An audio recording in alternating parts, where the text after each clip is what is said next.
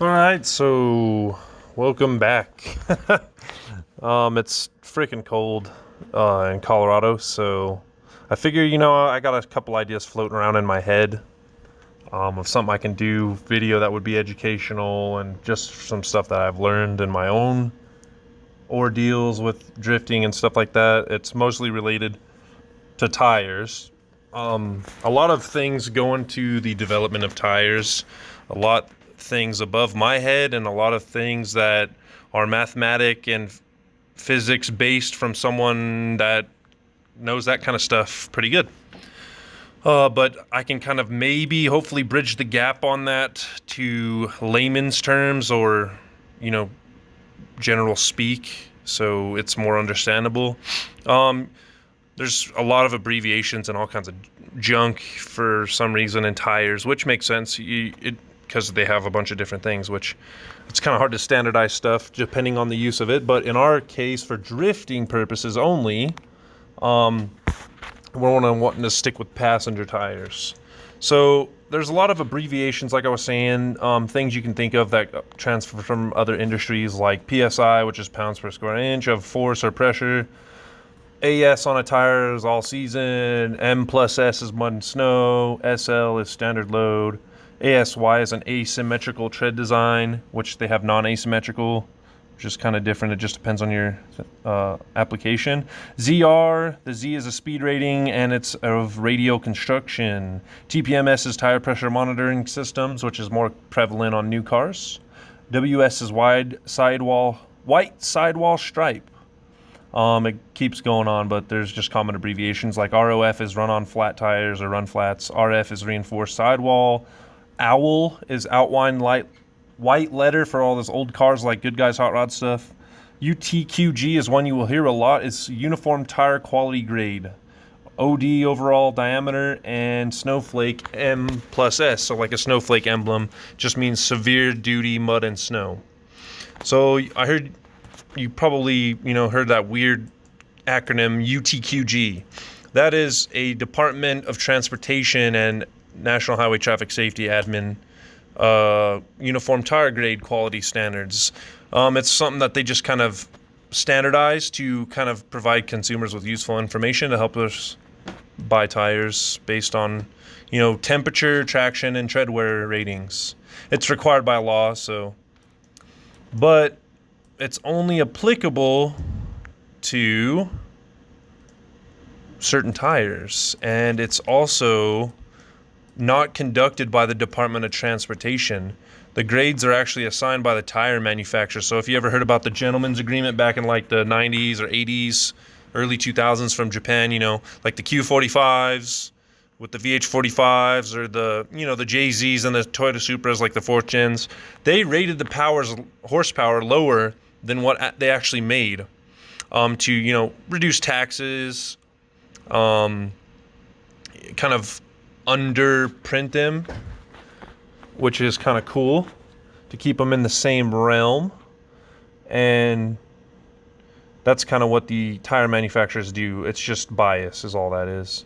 So most new tire lines have grades established when they're introduced, but they allow a 6-month grace period to test the production tires. But it's got to be printed on the label of the tire. So like they have grade wears on like test tracks and stuff. They do testing and their own things like that. They're based on road use when a vehicle is used in a convoy along a standardized course of monitoring tires. So they use like a 400-mile test loop. For example, like in this West Texas place for 7,200 miles. And they, the alignment, the air pressure, stuff like that. Rotate every 800 miles for the tires. The course monitoring tires, they assign it a grade indicating its relative tread wear. And a grade of 100 of that would mean that the tire tread would last as long as the test tire. If a tire lasted twice as long, they would receive a grade rating of 200 and 300 and so forth. So they're good baselines, but they're not like statistically accurate because it's by the tire manufacturer. So it's open for interpretation. They're only assigned after the tires experienced tread wear, and that each tire manufacturer extrapolates their data from wear and stuff like that on their own specific terms to give them grades. But some might be conservative or some might be optimistic, depends on their marketing department. You know how marketing is, they'll do anything to sell stuff. So comparing treadwear grains of a tire within the single brand is helpful, but between different brands is not as helpful. So the grade traction ratings based on properly inflated tires on axle, it's a skid trailer that's pulled behind a truck at 40 miles an hour over wet asphalt and wet concrete test surfaces and momently locked in. They measure the coefficient of friction interpreted in braking G-forces as it slides. It's more of an emphasis on tires, tread compound rather than design, and they do temperature ratings. A grade used to be the highest, but they changed it in 1997. So the grades go as AA traction grade is anything that will withstand asphalt G-force of 0.54 and a concrete G-force of 0.38. A is above 0.47 G-force for asphalt and 0.35 for concrete. B is 0.38 for G-force asphalt and 0.26 G-force for concrete. And C is less than those. In my opinion, for drifting, single A is probably the lowest you want to go. Because you're literally dragging a tire if you think about it. Like, yeah, they had a trailer dragging a tire, but this is like you're literally physically spinning the tire on a car with forces on it more than just straight, being towed or something like that. So the same thing with the temperature resistance grades. It's how much heat is generated and or dissipated by the tire. If it can't dissipate the heat effectively or resist destructive heat buildup effects or ability to run through high speeds, the grade is reduced. So obviously it's an ABC thing again, but it's a single A for some reason. Anything over 115 miles an hour, it gets a temperature grade of A. B grade rating is 100 to 115 miles an hour, and C is 85 to 100 miles per hour. And every tire in the U.S. on the road cannot be anything below 85 miles an hour, so it can't be worse than a C grading. That's just like a rule, I imagine, from the National Highway Traffic guys. Obviously, the section width and things like that of the tire, the letters or sequences on the side of the tire, they tell you what kind of tire it is, if it's a passenger or truck. Your width in millimeters, which is metric, so if you're an inch guy, you got to convert it. Your aspect ratio is the height of the sidewall.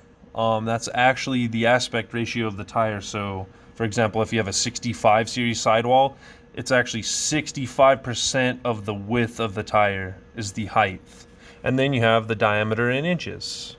So the rim size, basically. Higher aspect ratio tends to indicate, things like comfort or rugged durability, like off-roading and stuff. Radial is the most common type now. You don't want to get bias plies unless you're drag racing, but we're not doing that crap. So you want something with a good load and speed rating. They kind of go hand in hand. If they have a high speed rating, they're going to have, for the most part, a high load index. But there's it's kind of an inverse relationship once you get to a certain point. Like with trucks, you want a high load index, but it won't be able to, handle a certain amount of speed. And, the traction, tread wear, and temperature grade, the UTQG ratings, and US DOT codes, like you see DOT slicks or just regular slicks, what's, legal for road use and not. It's a certain thing the Department of Transportation uses. Your tire ply composition and materials, maximum load, and cold tire inflation. So the thing about tire ply and composition and materials, the higher the tire ply, the more rigid it is and the less deflection it's going to experience. So no sidewall rolling, things like that. So the ones that have stiff tire sidewalls are more apt to resist debeating from being stretched on a wider wheel. But the softer tires also will have more grip depending on your application. So, There's different things that go into tire composition. That's like straight engineering down to like friction coefficient and things. There's something you can do to figure that out yourself, which is a measuring tool called a durometer. And you can get those on Amazon or wherever, depending on what you want to spend. And it literally measures the pretty much the softness of the tire. Things like what it's based out of is what you're going to have to look up from the manufacturer, like if it's a carbon base, steel belted radial, how many reinforcement bands, things like that, load ratings. It's pretty intense. There's a lot of stuff on like drift car builders on Facebook groups, and they talk about that kind of stuff. Pretty intense. A lot of the things were carbon-based life forms, so I think carbon-based tires are better, in my opinion.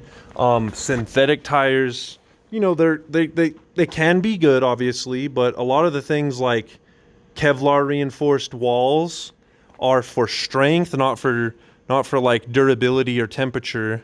Kevlar is, you know, it's body, you know, armor type of stuff. So, you know, it's good, strong, but, you know, temperature, obviously, high temperature equals delamination. But down into the specifics of tire temp, normally a good range for tires is 120 to 130 degrees for fronts and stuff in drifting. Most engineers and, you know, tire manufacturers say 195 degrees Fahrenheit is the line in the sand. If you go above that, it's going to destroy the tire life exponentially. And then even higher, that's just life. If you go above 250 degrees, you will start to get tread reversion and tire strength loss, which can be where you get your delamination and explosions of beads and stuff. In competition, obviously, it's negligible because you're doing what you got to do and you're using the tire up. It's a usable life item. But you can pretty much monitor your tires with a pyrometer. A lot of people have them, but it's super expensive. Most people use a temp gun, or they have like tire pressure monitoring systems, which I'm going to do with just a cheap way to kind of see if I can get a rule of thumb on stuff. The fronts are more important than the rears. Basically, any good middle work is to start at 30 psi and work up or down into psi increments, using a probe for temperature and feeling the car. You know, if it starts to spin quick because you have a lot of power, you want to decrease your pressure until it stops getting out of control, that kind of stuff. You just use common sense. People use like water baths, sprayers, or puddles. They're a good cheap cool down method to keep your tires life for you budget guys like myself. Or just come off the track and let them sit in shade and cool down a slower time, so they're not as, you know, the structure isn't convoluted or risked by exponential temperature changes and stuff. It's basically the same concept as a radiator. You don't want to put ice cold water in a hot radiator. It's slow and steady wins the race in anything. So things people don't account for, or maybe their pit team does, or whatever, an FD or whoever, every 10 degrees Fahrenheit of temp change, your tire pressure goes up or down by 1 psi. So 10 degrees hotter, your pressure goes up by 1 pound. And 1 month of time equals 1 psi of pressure loss, no matter what. That's why that whole nitrogen-filled thing got popular, is because it's supposed to displace less, you know, volume, things like that, not be affected by temperature change, but it's really negligible because our atmosphere is, you know, 76%, give or take, whatever, of nitrogen. So nitrogen's inert. It's not really worth the expense. And in racing situations, you can't lug around a nitrogen generator and stuff like that. So it's just not worth it.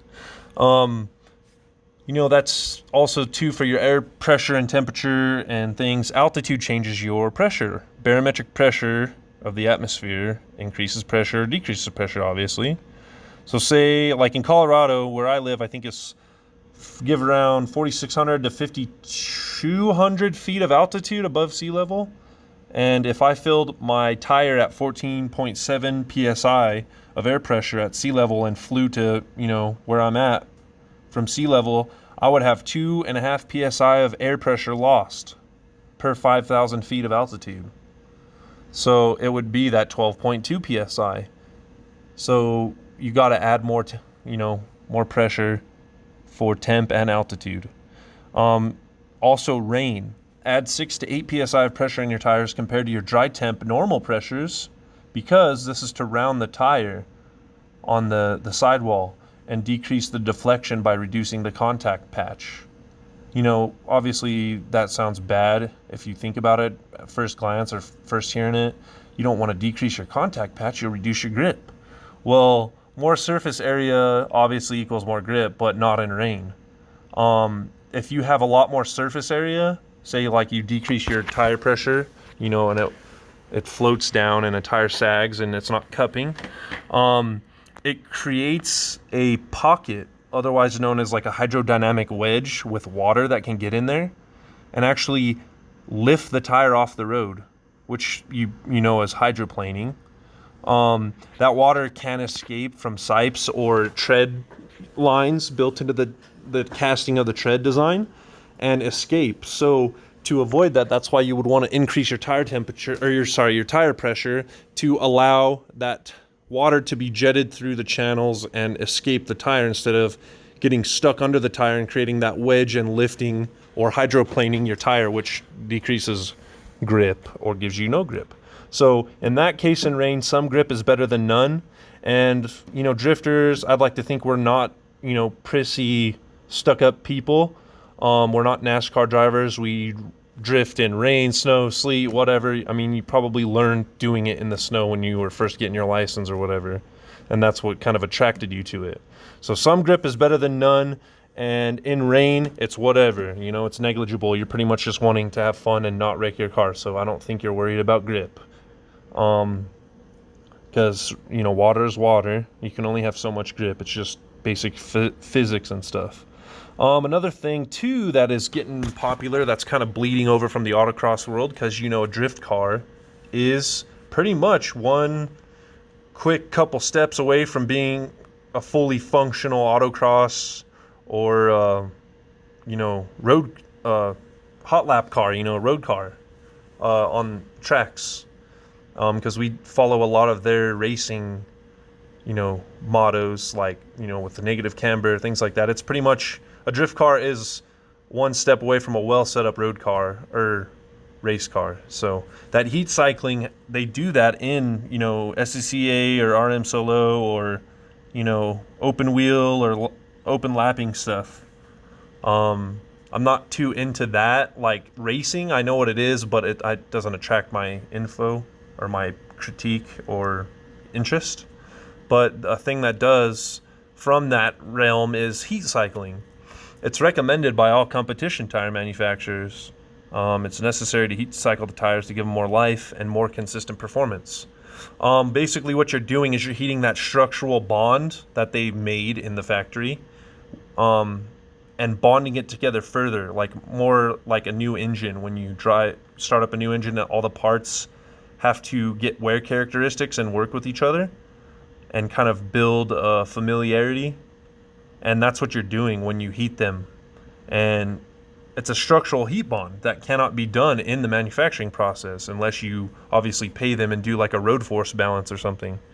It bonds the tire materials together more uniformly. The temperature needed, rule of thumb, is 170 and 180 degrees Fahrenheit. And you can't do this with artificial heat, so don't do it with like a heater or putting it outside or something like that. You have to literally have them on the tire, and they have to be under load in a setting, and you just drive conservatively. Don't hot the brakes or freaking lock them up or go full bore, It's just conservative for 15 minutes or, on a track, or getting them up to 170, 180. So 15 minutes on highway. And then let them cool for 24 consecutive hours. Otherwise, you're not allowing them to bond. That's what that cooling factor is that bonding. So, most of the time, like, especially me, when my car wasn't registered, I lived at home with my parents. I didn't have really a way to, professionally heat cycle the tires. So what I did is just a quick, 10 second, 15 second burnout, 3/4 throttle, not full bore, and let them cool before I went to the track, or I do them at the track, and and pull them off, do a lap, come off, pull them off, put another pair on. But sometimes you can't do that, so it does help, but we're just in such a tire sacrificial environment that it's not too crazy. The fronts are more important than the rears, most definitely. So I would just heat cycle the fronts, and a good 10-second, 15-second standing burnout to get the tire temperature up on the rears is good enough at worst case scenario. Yeah, but that's about it for tires. If you have any questions about tires, things I didn't touch on or things you would like to hear or talk about, drop them in the comments below. This is more of like a tire tech or a tech article thing. I'm not an expert, I don't claim to be, but it's just, a conversational topic, something I'm popping in my head and thinking of. And I'm constantly comparing tire brands left and right with best brand and best cost effectiveness, because I just don't have money to just throw at whatever tire is the best and just throw it on. I have to be really incremental in my experiments with cost and to get the best life out of things due to my budget. So, but yeah, thanks for listening, and hope you enjoyed this little blurb, and let me know what you guys think.